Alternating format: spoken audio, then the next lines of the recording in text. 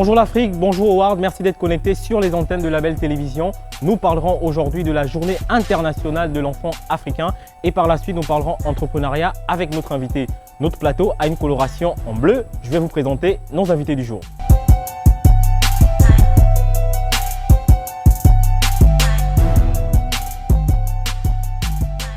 Alors chers tous, bonsoir à vous.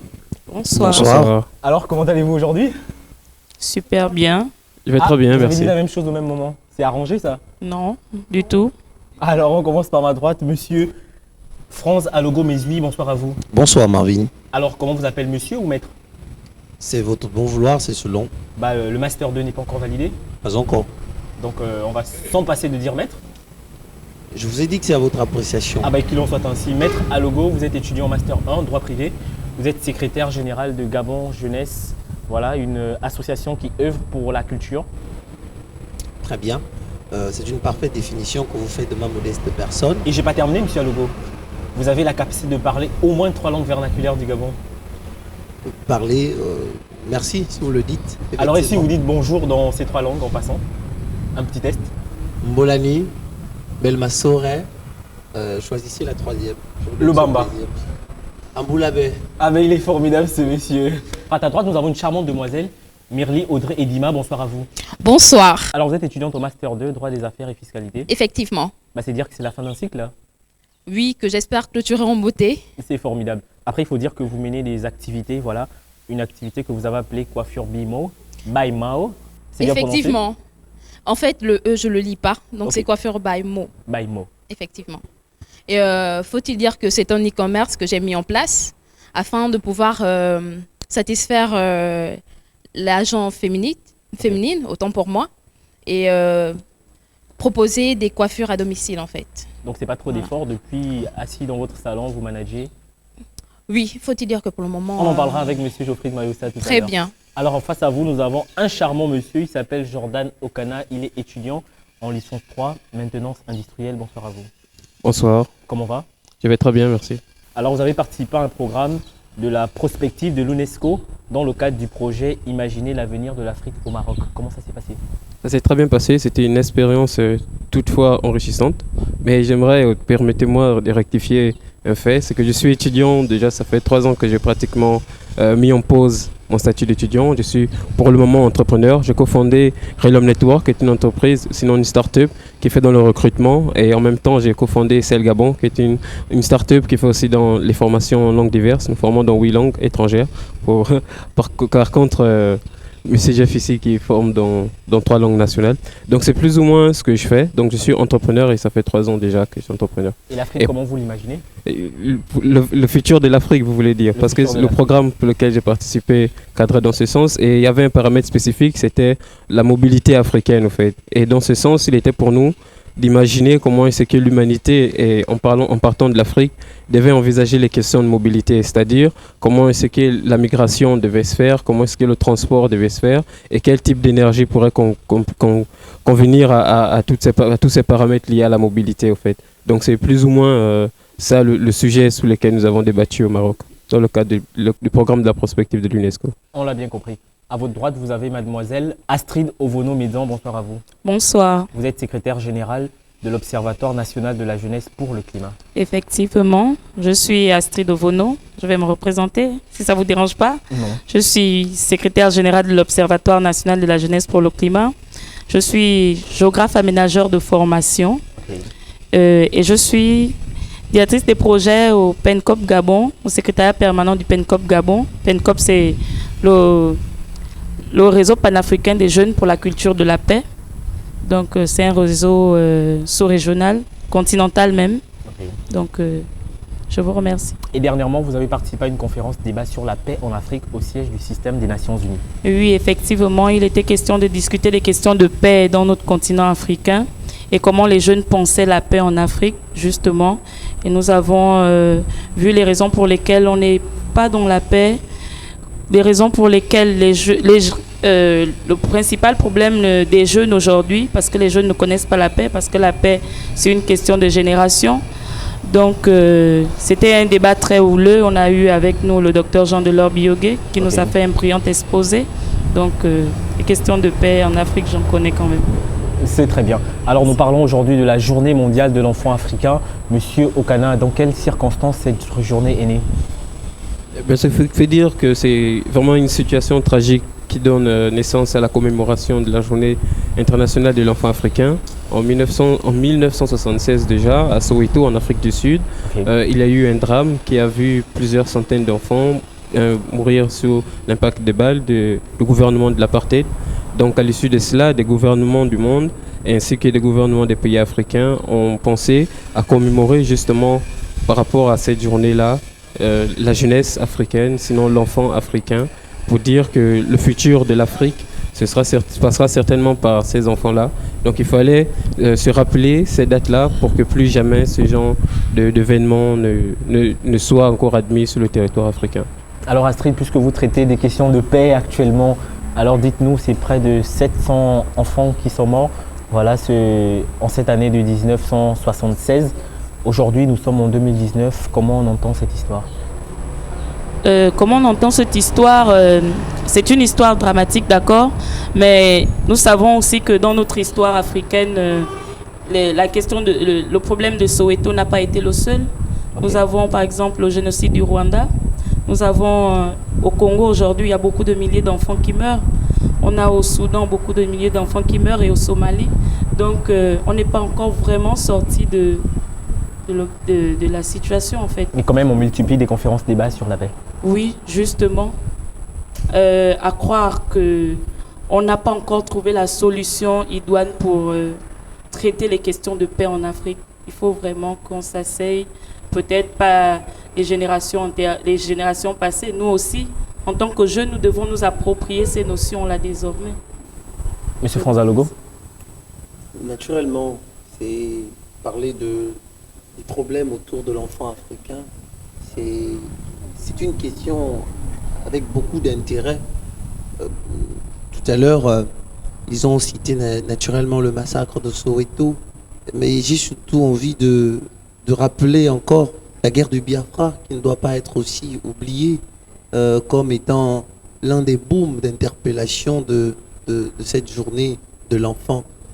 Pourquoi l'enfant? Naturellement, c'est une interrogation que l'on peut se poser. Pourquoi avoir mis en place cette journée?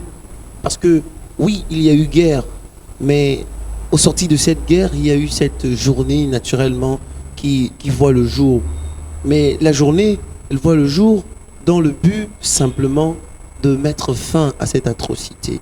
Parce qu'au-delà de la guerre que l'on cite aujourd'hui, au-delà des conflits interétatiques, j'ai même envie de dire ethno-linguistiques, puisqu'on a cité le cas du Rwanda, il y a aussi la question de la famine, la question des maladies, et plusieurs phénomènes qui surtout ont touché l'enfant, la jeunesse. N'oublions pas que dans la construction triologique, diraient les maçons, de l'homme, l'enfance est la période la plus sensible. L'enfant est la base lorsque on veut construire un citoyen modèle pour l'avenir. Donc il y a lieu naturellement de consacrer à cet enfant une atmosphère, sinon un environnement sain, pour dire un peu comme les Romains, man sano in corpore sano, un esprit sain dans un corps sain. Et pour que cet enfant puisse bénéficier d'un esprit sain, il faut naturellement assainir son élévation, son éducation. Et je tire beaucoup un chapeau à cette charte cette charte de l'enfant africain qui a vu le jour en 1976 du côté d'Alger, et tous ces textes qui ont été pris, notamment les textes de Djobour, qui ont complété ça par le canal des Nations Unies. Le Conseil de sécurité également des Nations Unies ont pris soin, pas la peine, parce que ce n'est pas une peine, mais c'est plutôt une joie de consacrer un ensemble de textes juridiques pour protéger l'enfant. Mais c'est vrai qu'une question, naturellement, rôde toujours autour de cet ensemble de mesures qui ont été prises. Est-ce que finalement, les simples mesures voient-elles le jour d'un point de vue pratique, ou sont-elles là simplement d'un point de vue théorique? C'est la question qui, jusque-là, taraude encore l'esprit de plusieurs d'entre nous en Afrique. Et nous y répondrons tout au long de cette émission. Audrey Edima, la journée mondiale de l'enfant africain, qu'est-ce que ça vous inspire? Alors déjà, c'est une façon pour nous de commémorer la manifestation qui a eu lieu à Soweto, d'accord, de ces enfants, ne pas tuer leur mémoire, rendre effectif leur manifestation. Ce qu'ils ont eu à faire, c'est pour nous, les enfants d'aujourd'hui et ceux de demain. Donc il faut rendre effectif tous les droits qui ont été mis en place suite à cette manifestation-là. Et je pense qu'il est important, à chaque fois que cette fête se présente, de toujours crier haut et fort que les droits d'enfants existent et que ça doit être effectif dans la société, dans nos sociétés africaines. Alors, Monsieur France, vous nous avez mentionné tout à l'heure la charte des droits de l'enfant, des droits et du bien-être de l'enfant africain. Et je crois que dans son article 11, elle nous fait mention du droit à l'éducation. Est-ce qu'aujourd'hui, après plus de 40 ans, l'enfant africain jouit vraiment de cette éducation? Dire que l'enfant africain ne jouit pas d'une éducation, c'est dénier, c'est faire un déni de vérité. Parce que sinon, nous ne serons pas là aujourd'hui. Nous avons tous été enfants. Et face à moi, j'ai des stellaires dans leur façon de penser, sinon même aussi de s'exprimer. Donc c'est la preuve que naturellement, l'enfant africain bénéficie d'une éducation. Mais la question que je pense, n'étant peut-être pas dans les secrets des dieux de tes pensées, que tu aimerais poser est de savoir, est-ce que en Afrique, on bénéficie d'une éducation suffisamment complète à la grande échelle? C'est ça la véritable question. Après, nous sommes dans 5 États déjà aujourd'hui en Afrique. Et lorsqu'on descend à l'Est avec la Tanzanie, par exemple, est-ce que justement les réalités sont les mêmes? Certes, naturellement, il ne peut ne pas avoir une réalité commune. Okay. Ce n'est pas possible. Cependant, il y a à côté de plusieurs réalités la notion de difficulté, la notion de, j'ai envie de dire, de souffrance qui ne manque pas. Et si la charte est arrivée, on n'a pas parlé de la charte africaine des régions de l'Afrique. Okay. Et on a parlé de la charte africaine de l'enfant et du bien-être de l'enfant. Vous voyez ? Ce qui fait que l'on soit en Tanzanie, que l'on soit au Congo, en Afrique du Sud ou ailleurs, il y a une réalité selon que l'enfant est asseveli à un ensemble de difficultés. Et nous avons déjà défini la genèse des difficultés de cet enfant. Cependant, le vrai problème, là où le bas blesse et là où il y a anguille sous roche, se situe simplement au niveau, je disais simplement, de la pratique de ces textes. Parce que tous les enfants désormais connaissent une protection juridique sur la base de ces textes consacrés. C'est uniquement la pratique qui fait défaut. Et la pratique, elle trouve son sens dans l'éducation qui est donnée par le rôle parental. Donc, il y a désormais la relation enfant-parent. À côté, il y a la relation État-enfant. Parce qu'à côté de la famille, qui est la cellule de base de la société, encore il est bien de savoir que toutes les constitutions africaines, du moins en grande majorité, reprennent cette définition de la famille pour reconnaître que il y a une relation indispensable entre l'enfant et la famille, ensuite entre l'enfant et l'État, et ensuite entre l'enfant et la société civile qui joue un rôle au travers des associations et des ONG. Monsieur Okana? C'est très bien, il a parfaitement raison sur plusieurs points. Mais tu fais bien de dire que lorsqu'on dresse la carte de l'Afrique, il est impossible de voir des aspects similaires sur tout l'étendue, en fait. Un rapport de l'UNICEF démontre que la scolarité en Afrique s'étend, je crois, à 60%. C'est-à-dire que après, il y a des pays où le taux aussi est beaucoup plus élevé que dans d'autres. Et là, on va parler de l'accès à l'éducation. Et on peut dire haut et fort qu'effectivement, en Afrique, l'accès à l'éducation est plus ou moins abordable. Sinon, on n'est pas encore à des seuils critiques. Mais ça, c'est selon les États. Parce qu'après, il y a des réalités que d'autres États connaissent, que les autres ne connaissent pas. Il y a des endroits où il y a des zones de conflit et il est difficile d'avoir des cours récurrents dans ces zones-là. Donc, vous voyez qu'effectivement, l'accès à l'éducation, comme il disait déjà, Jeff, il y a des paramètres législatifs qui donnent droit aux enfants sur le paramètre de l'éducation, Mais après, il y a certaines réalités de terrain qui font que ce n'est pas toujours effectif. Et en plus de ça, il y a d'autres paramètres économiques qui font que la pauvreté, par exemple, empiète sur ces questions-là. C'est-à-dire que l'éducation doit être un droit de l'enfant, mais après, il y a des paramètres qu'il faudra régler pour garantir ces droits-là. Il y a aussi, je crois qu'on va le voir tout au long de l'émission, il y a des questions liées aussi au pouvoir d'achat des populations, sinon des parents. Comment est-ce qu'ils font, eux, pour envoyer leurs enfants à l'école, s'ils n'ont pas de moyens? Donc, c'est aussi des questions qu'il faudra traiter lorsqu'on parle du droit à l'éducation de l'enfant. Donc, ce n'est pas seulement un droit fictif, comme il disait, mais après, il faudrait que ça devienne pratique. Et pour que ça devienne pratique, il faut régler un certain nombre de questions liées à la question du droit, que ce soit de l'éducation, la santé et autres. Donc, pour dire, effectivement, au niveau de l'Afrique, on a des forts taux de scolarisation, mais après, aujourd'hui, lorsqu'on parle de l'agenda 2030 du système des Nations Unies, il y a un nouveau paramètre qui naît lorsqu'on parle d'éducation. Il n'est plus simplement question de parler d'accès à l'éducation, mais il faudrait garantir une éducation de qualité. Et là encore, il y a le paramètre infrastructurel qui naît, qui fait que est-ce que ces élèves, sinon est-ce que ces enfants qui ont accès à l'éducation ont accès à une éducation de qualité, et quelle est la qualité des États africains dans lesquels ils évoluent?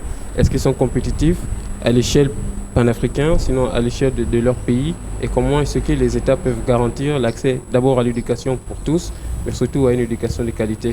Donc la question est bien posée. Effectivement, les jeunes africains ont accès à l'éducation d'un point de vue législatif, mais après il y a des paramètres endogènes du fonctionnement des États, de la façon dont les États évoluent, qui fait que cela ne peut pas être observable de façon similaire sur tous les États. Et pour donner suite à la réflexion de M. Kana, j'ai envie de dire qu'en réalité, même s'il y a une diversité, pour ce qui est des difficultés dans les États africains, la base reste la même. J'ai envie de dire, c'est en réalité la responsabilité de l'État qui est engagé, la politique mise en place. Parce que la diversité naît des réalités qui divergent dans les États.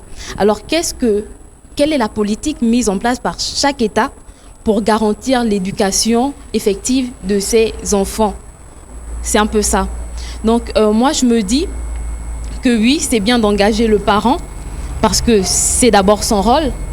C'est bien d'engager la société civile, mais c'est surtout le moment d'engager l'État qui doit garantir l'effectivité de cette éducation-là. Donc, tout à fait, si tu me permets de réagir, je vais vraiment appuyer ce que tu dis, parce que l'un de moi, l'idée de dire que les parents sont uniques responsables du fait que l'État ne doit pas s'impliquer, effectivement, c'est pas vraiment ce que je dis. Ce que je dis, c'est que les parents ont leur sens de responsabilité, mais à condition que l'État les accompagne, en fait, à remplir pleinement leurs devoirs des parents. C'est-à-dire que, effectivement, comme tu dis, l'État a un rôle à jouer important, mais pour avoir des enfants instruits et compétitifs, on peut interroger les systèmes éducatifs qui vont intégrer par exemple des questions culturelles. Et là, en Afrique, on n'a pas tous la même culture. Acceptons que même dans cette unité recherchée, on doit accepter la diversité culturelle aussi. Donc, on n'a pas tous la même culture. Et si on veut par exemple avoir des systèmes éducatifs pertinents, puisqu'il est question d'éducation, il faudra aussi intégrer ce paramètre. Et lorsqu'on intègre ce paramètre, les États ne peuvent pas, d'un point de vue éducatif, évoluer tous de la même façon. Parce qu'ils ne vont pas forcément intégrer le fait qu'un enfant aille à l'école à 8 ans dans tous les États, alors que d'un point de vue culturel, il doit par exemple être en train de puiser, aider les parents à puiser de l'eau, en fait. Et il y a des États qui sont encore à ce niveau-là. Donc, les gouvernements doivent effectivement appuyer les législations, sinon les politiques doivent être mises en place pour encourager justement les États à avoir des systèmes éducatifs pertinents et performants pour pouvoir prendre en compte des paramètres culturels, sinon favoriser justement le droit de l'enfant en mettant peut-être de côté, en faisant le choix de mettre de côté certains paramètres culturels, afin d'avoir un système éducatif africain, comme on peut dire, qui peut s'harmoniser sur tous les territoires.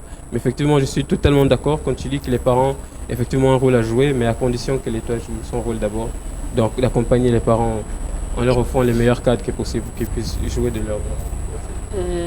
J'ai envie d'intervenir par rapport à M. Okana, quand il dit qu'on devrait mettre de côté la culture dans le domaine de l'éducation harmonisée.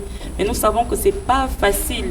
C'est vraiment pas facile d'harmoniser les cultures pour que les enfants soient éduqués. Ouais. Parce que tu vas pas dire à un parent, parce que ne perdons pas de vue que quand on parle d'éducation, on essaye de voir certainement la scolarisation des enfants. Mais ne perdons pas de vue que les enfants, nul n'est le fait qu'ils doivent être scolarisés. Ils doivent aussi apprendre certaines tâches ménagères ou certaines tâches par exemple, domestiques, parce que ces enfants aujourd'hui, par exemple, dans notre pays, on dit que les jeunes Gabonais ne connaissent pas cultiver. Ok. Pourquoi ils ne savent pas cultiver? C'est parce qu'on nous a mis la notion d'aller seulement à l'école, mais on ne nous a pas appris à faire le retour à la terre. Ouais. Donc je pense qu'il faut qu'on arrive à concilier l'éducation en termes de scolarisation et tout ce qui va avec autour de nous, toute la vie sociétale en fait. En réalité, ce que j'ai envie de dire, c'est que c'est effectif au Cameroun. Ok. Et ça Oui. passe par les enseignements, j'ai envie de dire, dans les programmes scolaires. Il est mis dans ces programmes-là les journées comme ça où on va cultiver. Oui, Et oui. pour certains, en fin d'année, on présente sa production. Vous voyez? Donc ce que j'ai envie de dire, c'est que l'éducation, si on prend ça aujourd'hui au sérieux, c'est que les enfants d'aujourd'hui seront des bons parents de demain. C'est clair. Parce que si déjà, il y a des parents aujourd'hui qui n'ont pas reçu cette éducation-là, et donc en réalité ne voient pas forcément la pertinence de la chose, que puis-je dire, le poids de l'éducation dans la vie d'un enfant. Donc il va cantonner son enfant à aller vendre ceci, à aller faire cela, à emmener de bouts de pain et tout le reste, juste pour survivre, mais pas vivre. Donc en réalité, je pense que si on prend ça au sérieux aujourd'hui, qu'on vise à éduquer l'enfant, cet enfant sera le bon parent de demain. Je veux aussi aborder un autre volet de l'éducation qui est sur la responsabilité parentale. Parce que l'éducation aujourd'hui, qu'on ne se dise pas simplement que l'éducation se limite à l'école, parce qu'aujourd'hui, les parents d'aujourd'hui sont défaitistes. Ils ont beaucoup abandonné. Et Astrid, vous êtes déjà maman? oui. Ok, désolé, continue. Ok, donc je dirais que beaucoup sont défaitistes. Et puis, ce que nous pouvons aussi remarquer, c'est que généralement, ce sont les mamans qui sont relayées au rôle d'éducatrice dans la maison. Pendant que le papa est en train de chercher, bon, ça c'est sa raison, pendant qu'il se dit que je suis en train de chercher pour faire vivre la famille, parce que c'est mon rôle. Mais sachons que le père est celui-là qui a vraiment le pouvoir, à qui on a donné le pouvoir d'éduquer un enfant. Qui ne se disent pas que la maman doit être à la maison pour éduquer. L'enfant a besoin de lui parce que nous sommes des modèles de nos enfants. Quoi qu'on dise, les parents sont les modèles des enfants.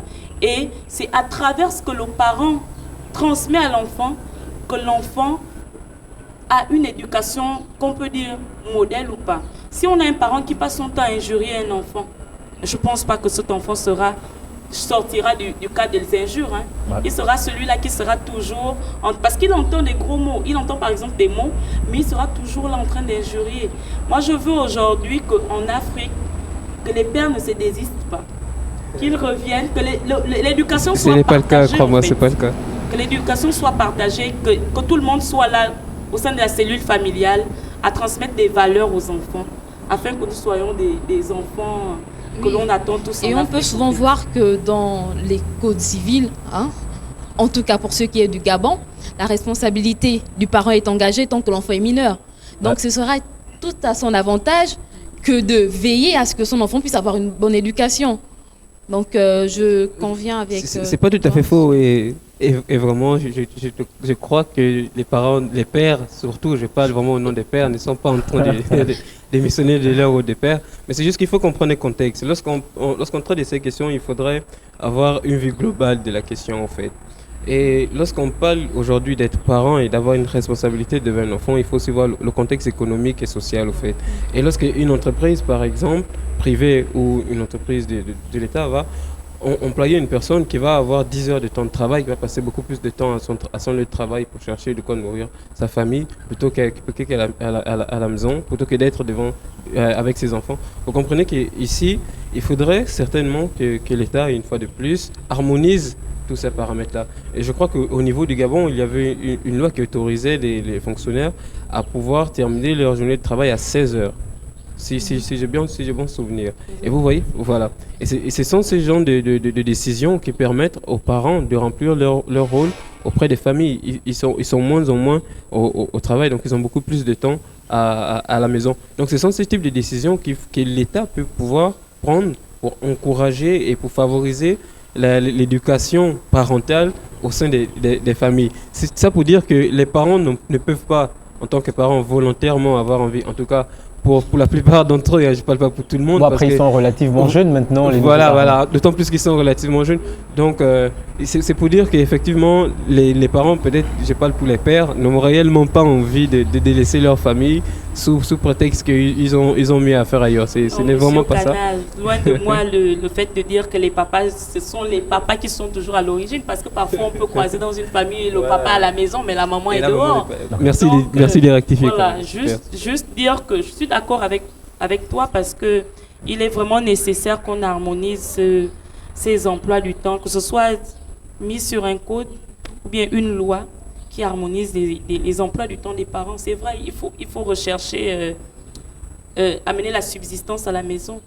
Mais si tu emmènes cette subsistance, après tu as des enfants qui sont ratés, ça n'aurait servi à rien en fait. Parce qu'au fond, qu'est-ce qu'on attend de nos enfants? C'est qu'ils soient les meilleurs enfants, c'est qu'ils soient des modèles. Mais si tu as raté l'éducation de base de tes enfants parce que tu cherchais simplement à les nourrir, je pense que ta joie ne sera pas parfaite, comme on dit dans la Bible. Alors Astrid, officiellement, voilà, le droit de veto t'est donné. Tu vas regarder cette caméra, garder la même posture parce que justement, la fête des pères est devant nous. Un message à tous ces papas. Ok, bonne fête à tous les papas, à tous les charmants papas, à tous les papas présents dans la vie de leurs enfants. Charmants. Oui, okay. À tous les papas présents dans la vie de leurs enfants, à tous ceux qui font beaucoup d'efforts pour leurs enfants.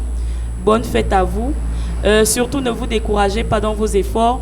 Juste vous reconforter et vous dire que la maman qui est à la maison, elle attend aussi. C'est vrai qu'elle est là, elle a la charge d'éduquer les enfants, mais elle attend d'être reconfortée, d'être encouragée. Quand vous rentrez le soir, lui demander, parce que parfois elle est fatiguée, les enfants, toute la journée, elle a géré les enfants, mais elle attend que vous lui donnez des paroles de reconfort, que vous appréciez généralement de temps en temps ce qu'elle fait et non lui crier dessus. C'est justement ça, c'est la parole que je devais donner à tous les papas. Bonne fête à vous les papas. C'était la voix d'une maman. Audrey Dima, un mot à l'endroit des papas? Alors, bonne fête à tous les papas. Je souhaite qu'il y ait plus d'implication dans l'éducation des enfants et j'ose espérer que vous seriez les modèles de vos enfants. Bonne fête à vous. Alors, aux côtés des parents, lorsque le père a délaissé, la mère a délaissé, il y a des orphelinats, il y a des associations qui œuvrent dans le domaine caritatif. Regardons cet élément et on revient après.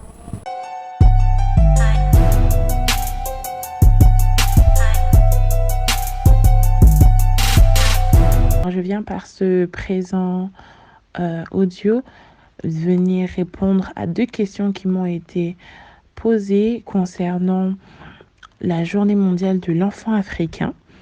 Alors, premièrement, pour moi, qu'est-ce que m'inspire la Journée mondiale de l'enfant africain? Dans un premier temps, il faut se souvenir déjà que cette journée a été créée pour rendre hommage aux centaines d'enfants africains, sud-africains, massacrés le jour de leur marche pour leurs droits à Soweto.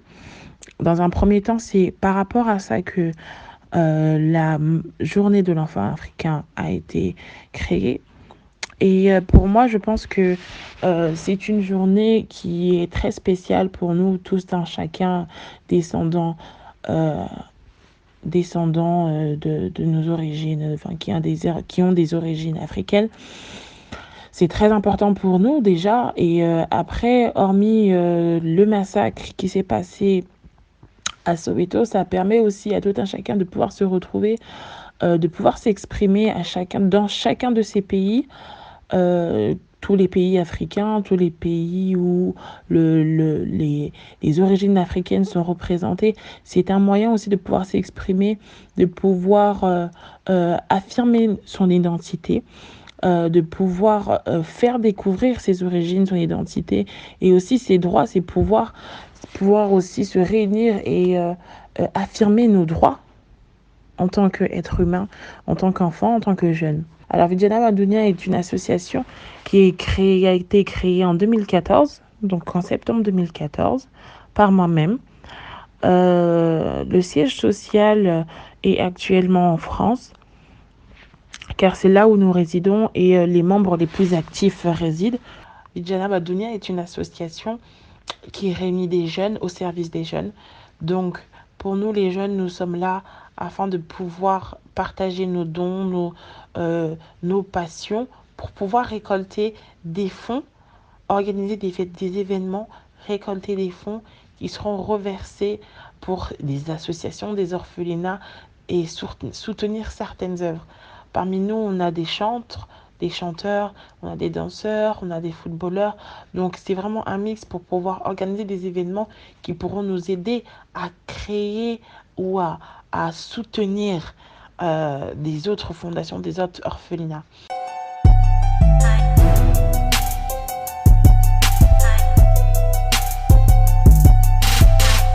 Monsieur Okana, sous le contrôle de ce que vous faites en tant qu'économiste, voilà, c'est un économiste qui l'avait dit, le lit du pauvre est fécond tandis que son assiette est vide. Est-ce que les enfants aujourd'hui qui sont dans la rue, c'est peut-être pas dû au fait que les enfants se multiplient sur le lit tandis que les besoins de subsistance, les poches sont vides et finalement les enfants sont abandonnés entre les mains de l'État? Je crois qu'Astrid a abordé une partie de la question. Effectivement, lorsqu'on est pauvre, on n'est pas suffisamment occupé. Donc qu'on se retienne alors. Voilà. Donc après, ce sont des questions physionomiques. C'est entrer en l'homme aussi. Donc il y a des questions de libido qu'il faut falloir prendre en compte. Et c'est retenir souvent, c'est pas toujours facile lorsqu'on a tout le temps rien à faire et puis ça se s'occuper, se présenter.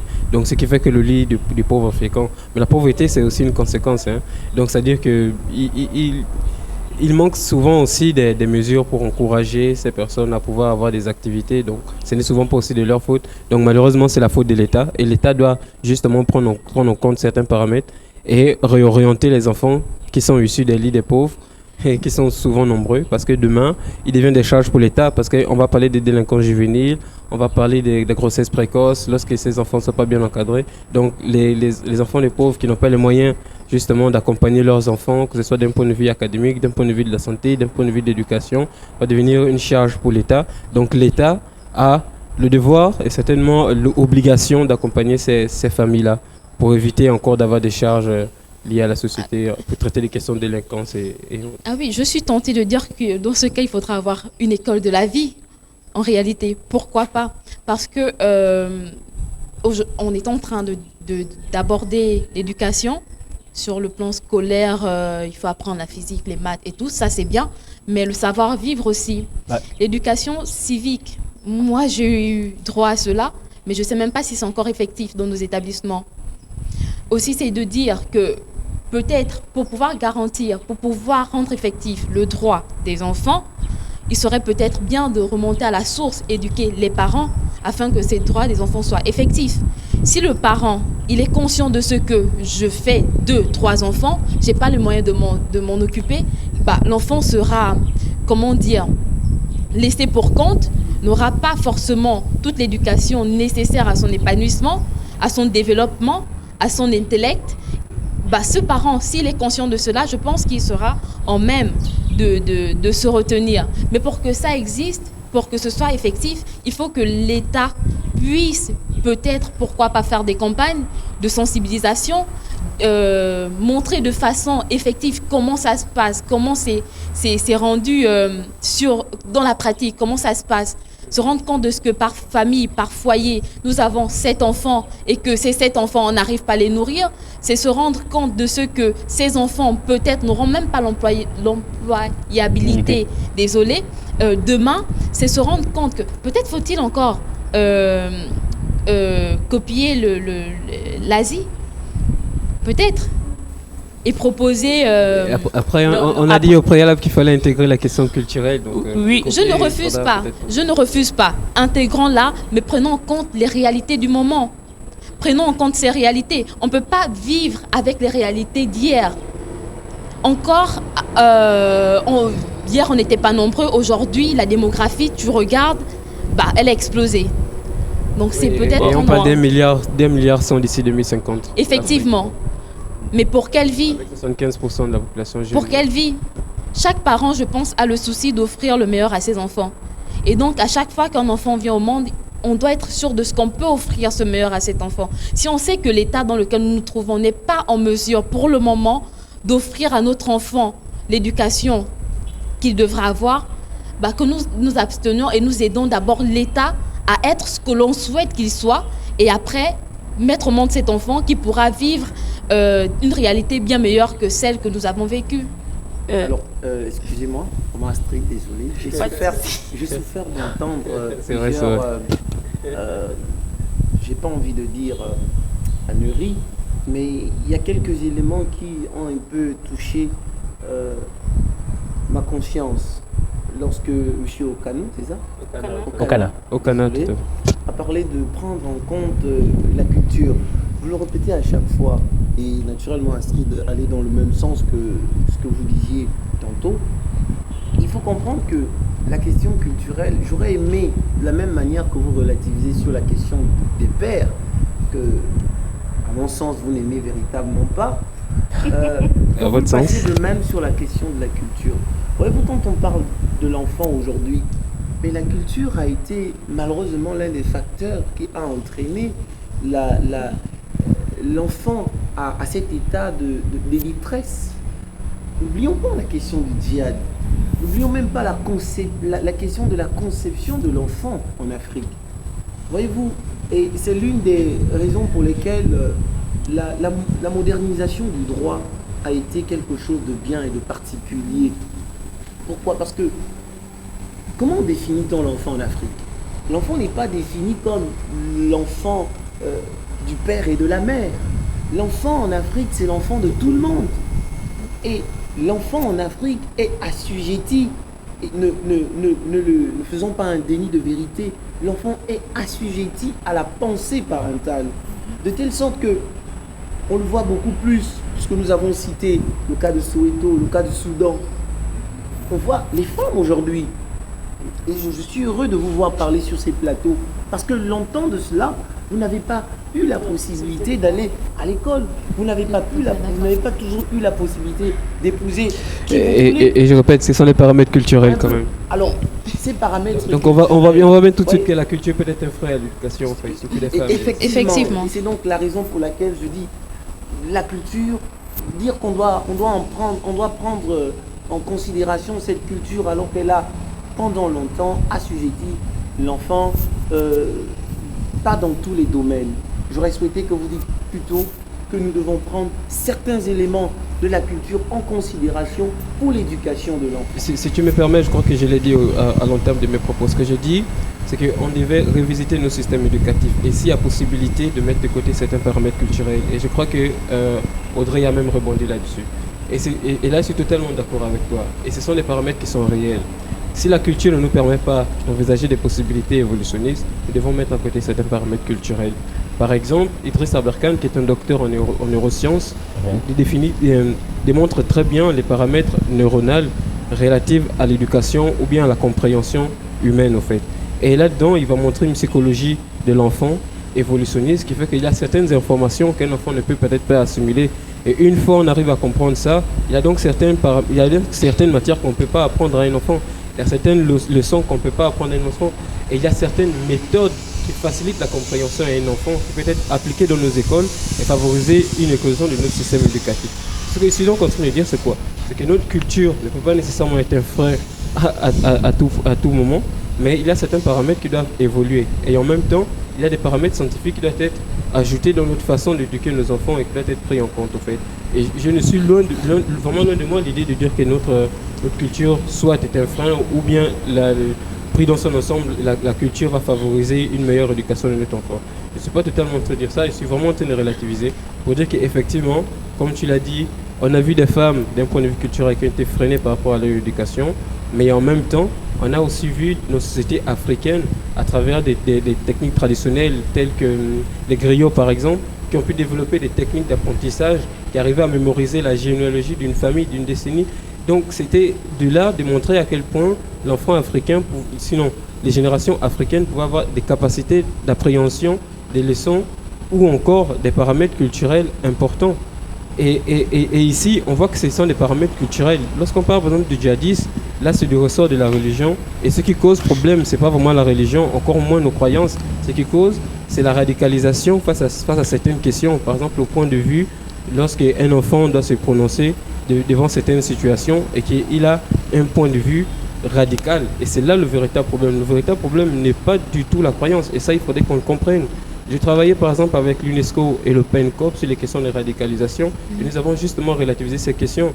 Le djihadisme n'est peut-être pas le problème c'est la radicalisation pour ce qui concerne ce point. C'est pour dire que là j'imagine qu'on va voir la sans parole vouloir vous interrompre, oui. Voilà, vous entendre me donne un argumentaire et me dire que sans entrer dans les détails même de la culture, on va remarquer que aujourd'hui, on va dire l'asiatique, voilà comme il est, l'européen, voilà comme il est, l'africain, voilà comme il est. C'est une culture. Et parfois, certains se plaisent à dire que les pays africains ayant hérité d'une colonisation anglaise ont une façon de se comporter comme des Anglais. Et je me disais, donc peut-être qu'on peut modeler notre culture. Peut-être qu'on peut aller à la source et puis voir chez le voisin ce qui marche, ce qui permet à ce que l'État dans lequel il se trouve se porte mieux, prendre cela et enlever ce qui ne va pas chez nous. Je vais parler du mariage forcé, j'ai envie de dire ça comme ça, des enfants. Ouais. Des enfants qui, en Afrique, se font marier parce que le parent a décidé que l'enfant devrait être marié. Ce n'est pas normal.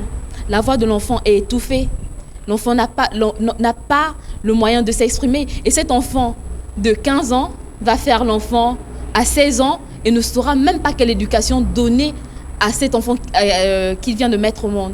Vous voyez? Donc je me dis que la culture, ne nous attardons pas trop. Prenons ce qu'il y a de bon dans la culture.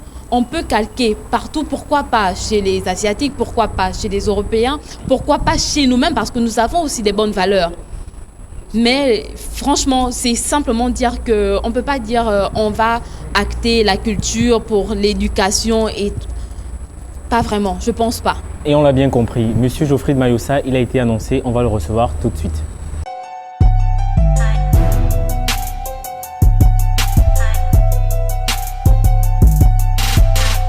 Monsieur Geoffrey de Mayussa, bonsoir à vous. Bonsoir. Alors on vous a attendu la fois passée, vous nous avez fait faux bon, Monsieur Mayussa? Désolé. Alors merci bien. Alors on avait parlé d'entrepreneuriat, c'est un sujet qu'on avait laissé en suspens. Et si vous nous redéfinissez l'entrepreneuriat? Bonsoir tout le monde. Bonsoir. Merci encore pour l'invitation. Ok. Alors s'il faut très rapidement redéfinir l'entrepreneuriat, il faut définir l'entrepreneuriat comme étant l'ensemble des activités qui concourent à la formation et à la création de valeur. Donc on parle de l'emploi et de la richesse. Le contexte actuel du salariat est de plus en plus contesté de telle manière que ce mode de travail devient de plus en plus rigide et ne permet pas aux collaborateurs, ne permet pas à tout un chacun de s'émanciper, c'est-à-dire de donner à fond, d'être au maximum ce que l'on a envie de faire. Et donc l'entrepreneuriat justement offre la possibilité à ces personnes-là qui veulent s'émanciper de pouvoir se lancer dans son propre business voilà, et émerger là-dedans. Monsieur Geoffrey de Mayussa, il y a une question qui vous est posée. Voilà, c'est de savoir comment on se comporte lorsqu'il y a des voleurs de projets autour de nous. C'est une question assez... désolé, c'est une question assez très sensible parce que dans notre société, on remarque justement qu'il y a certains individus qui, justement, je qualifierais ça peut-être de pauvreté d'esprit, pourquoi pas? Parce que lorsqu'on arrive à plagier, à voler un programme dont peut-être la personne vous aurait sollicité pour aider, pour peut-être aider à un éventuel financement, vous allez vous accaparer de ce projet pour pouvoir le développer comme étant votre projet. Justement, il y a toujours un sentiment de frustration et un sentiment de colère qui nous anime parce qu'on se dit c'est un projet que j'ai travaillé pendant longtemps, parfois des années, parfois j'ai passé des nuits blanches et comment se fait-il que mon projet arrive à être plagié, à être volé du jour au lendemain? Alors comment se comporter? Déjà il faut regarder la personne qui est en face de vous. Si ce que j'ai envie de dire par là, c'est imaginez-vous la personne qui est en face de vous ou ce voleur de projet ou voilà, a des moyens par exemple ou encore a de l'influence, des capacités peut-être de vous faire taire. Bah, écoutez, vous n'allez pas mener une guerre directement contre cette personne. Vous allez peut-être essayer de ramener la personne à la raison, mais après, si la personne ne comprend pas, parce qu'on est dans une société qui est assez cruelle, qui est assez méchante, pour un rien, on peut passer de vie à trépas Et donc souvent, il ne faut pas se frotter, il ne faut pas trop s'exposer ou encore exposer peut-être le volet de projet. Parler, oui, c'est bien. Donc, surtout en ce qui concerne notre société, moi je parle en me référant justement au cas du Gabon, il faut avoir très peur, désolé, mais il faut avoir très peur parce qu'après, quand vous avez, si je peux me redire, quand vous avez en face de vous des personnes qui ont des moyens, une personne par exemple qui a des moyens, qui a de l'influence, qui est peut-être dans un cercle assez puissant aux yeux du monde, assez puissant, moi je ne pense pas que vous aurez les moyens nécessaires de faire tomber la personne ou encore de faire plier la personne. On peut parler, on peut dénoncer, oui, mais après, ça délimite. Parce qu'après, comme je disais tantôt, pour un rien, on peut passer de vie à trépas dans ce pays. Alors, est-ce que vous pensez que l'entrepreneuriat peut être un modèle de développement pour notre pays, le Gabon, ou pour les États d'Afrique en général? Bien sûr. L'entrepreneuriat peut être... déjà, c'est très important de parler d'entrepreneuriat dans notre pays. Ok. À l'heure actuelle, c'est très important. Puisque les bourses sont coupées et que les étudiants n'ont plus rien dans les poches. Sont coupées par exemple. Il y a le chômage qui est là. Okay. La crise, elle est perceptible. Un chômage qui n'est pas nouveau. Il y a un chômage qui n'est pas nouveau, qui est là depuis. Et donc aujourd'hui, l'entrepreneuriat apparaît comme une solution idoine, l'une des solutions idoines pour pouvoir résorber le chômage. Alors, l'entrepreneuriat peut être un moyen de pouvoir justement booster notre économie, okay. Relancer le secteur privé, créer de la valeur. Donc on va créer des entreprises, après ça va créer forcément de la richesse et de l'emploi. Donc, je me souviens justement de cette citation de John Kennedy qui va dire ne demandez pas ce que l'État peut faire pour vous. Votre pays peut faire pour vous. Demandez-vous par contre ce que vous pouvez faire pour votre pays. J'entendais tout à l'heure mon collaborateur dire que la faute est à l'État. Aujourd'hui, c'est vrai, on a peut-être l'État a des manquements, c'est une œuvre humaine. Dans chaque œuvre humaine, il y a des failles. Okay. Dans chaque œuvre humaine, il y a des manquements. Mais aujourd'hui, je pense que les Gabonais et les Africains, puisque le cas du Gabon n'est pas un cas isolé, beaucoup de pays africains traversent une crise qui, franchement, ne laisse pas indifférent. Par exemple, le panier de la ménagère. Donc, en fait, ça a forcément de l'incidence. Donc, il y a forcément des répercussions, il y a des conséquences. Et donc, aujourd'hui, l'entrepreneuriat doit être beaucoup plus développé. Donc, par les gouverneurs, par les gouvernements, par les décideurs. Justement, on parle beaucoup de promotion de l'entrepreneuriat, on parle de valorisation de l'entrepreneuriat. Mais on ne peut pas parler de l'éclosion et de l'environnement entrepreneurial sans faire mention de certains points qui sont vraiment très importants, qui sont très essentiels. Justement, on va peut-être parler de la promotion de l'entrepreneuriat, on va parler de l'environnement,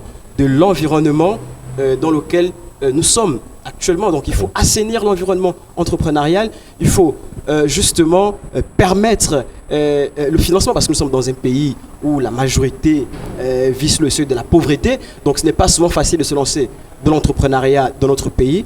Et donc il y a un ensemble des choses qu'il faudra mettre en place avant franchement de pouvoir parler de l'entrepreneuriat comme un véritable moteur, comme un véritable outil de développement de notre pays et de certains pays africains. Et c'est bien compris. Monsieur Geoffrey Zamawissa, vous avez des potentiels entrepreneurs autour de vous. On va les écouter avant que vous nous prodiguiez quelques conseils.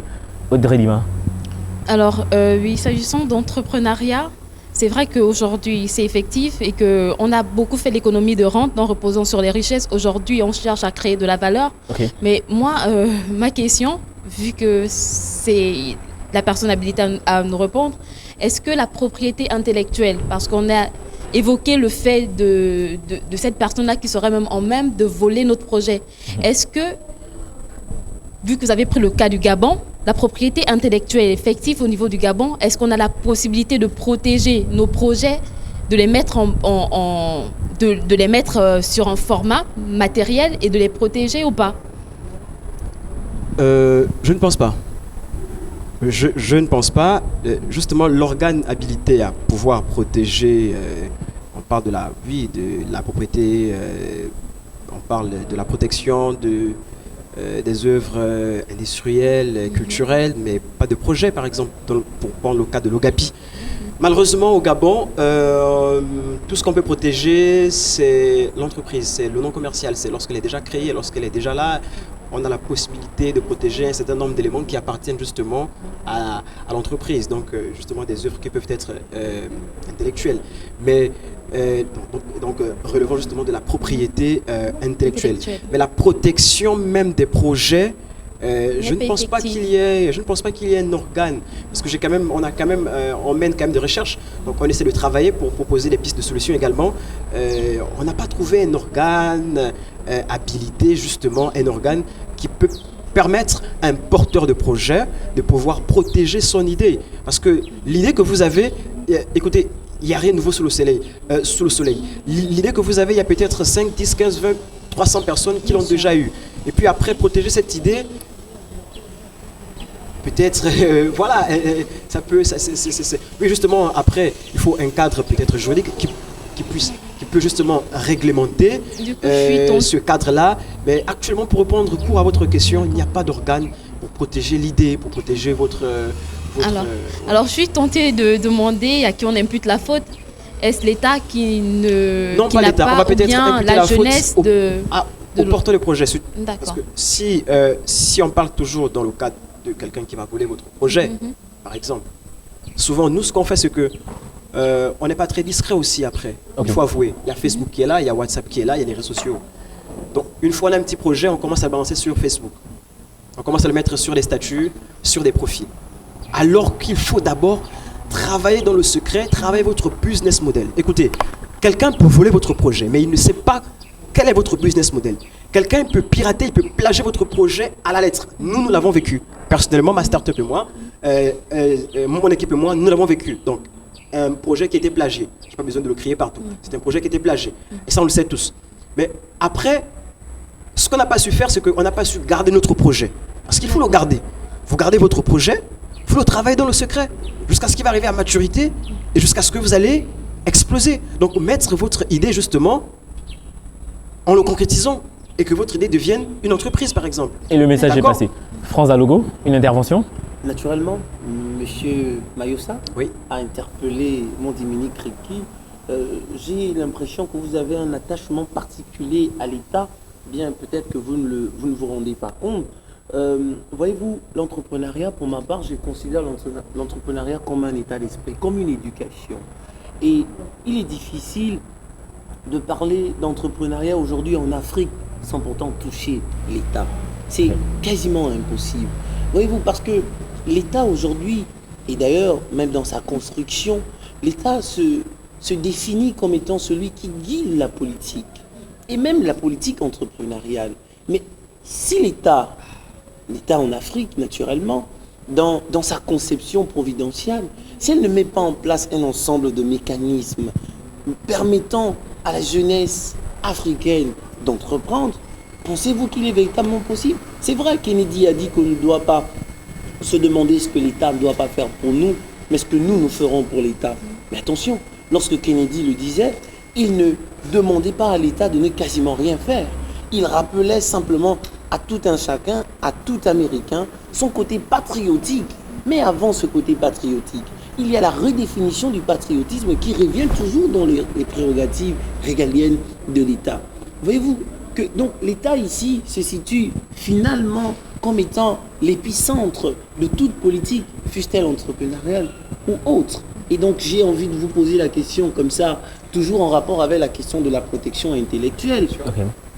Est-ce que, pensez-vous, malheureusement j'ai envie de dire ainsi, pensez-vous que si l'État, dans sa compétence, avait mis en place un organisme permettant la protection de la propriété intellectuelle, on serait aujourd'hui à voir des malfrats dans le vol de la propriété intellectuelle. Vous voyez qu'on revient encore à la question de l'État comme étant l'épicentre. L'entrepreneuriat est-il possible est-il possible sans l'État? Merci M. Franzalogo. Alors Geoffrey, avant d'y répondre, tu permets, on va offrir 20 secondes à M. Okana et ensuite vous allez répondre aux deux questions parce que le plateau de Forum Ado, c'est un plateau de surprise. On vous écoute. Merci. Bon. Ce qu'il faut dire, c'est que de ce que je sais de ce que c'est l'entrepreneuriat, c'est que c'est avant tout d'abord un métier aussi, comme tout autre. Donc on peut être entrepreneur, c'est comme être docteur, mécanicien et autres. Et il y a des bases qu'il faudrait avoir en termes de formation. Donc en plus de ça, c'est aussi un état d'esprit. Mais là, c'est dans le sens d'aller rechercher l'aventure pour justement créer de la richesse. Mais tout ça est encadré malheureusement par l'État. Mais ce qu'il faut dire, c'est que parfois, il faudrait aussi que les entrepreneurs naissent pour faire évoluer les législations de l'État. Donc l'État n'est jamais en retard et puis l'État doit tout simplement être en collaboration parfaite avec les entrepreneurs qui, eux, fabriquent le monde de demain. Comme je disais, je suis entrepreneur et effectivement, les questions de protection de la propriété intellectuelle, c'est vraiment... Alors, Monsieur Geoffrey de Mayossa, je ne sais pas pourquoi les choses se passent toujours ainsi. Le temps est très souvent imparti. Il y a une jeune demoiselle, je ne sais pas si vous l'avez vue arriver, mais elle va rentrer dans le champ. Chanteur Marielle, on vous écoute. Monsieur Geoffrey de Mayossa, joyeux anniversaire. Comment on chante? Joyeux anniversaire. Joyeux anniversaire. Merci beaucoup. Joyeux anniversaire, Geoffrey. Joyeux anniversaire. Ah, le plateau du Forum Ado est gâté cet après-midi. Monsieur Geoffrey de Mayossa, le temps est encore imparti. Alors, Forum Ado, c'est terminé pour aujourd'hui. Un seul numéro, le 02 811 496. Restez avec nous, on va déguster un gâteau pour les 26 années de Monsieur Geoffrey de Mayossa. Pour les 27 années. Ah, pour les 27 années. Ah, c'est formidable. Je vais prendre 2 parts alors.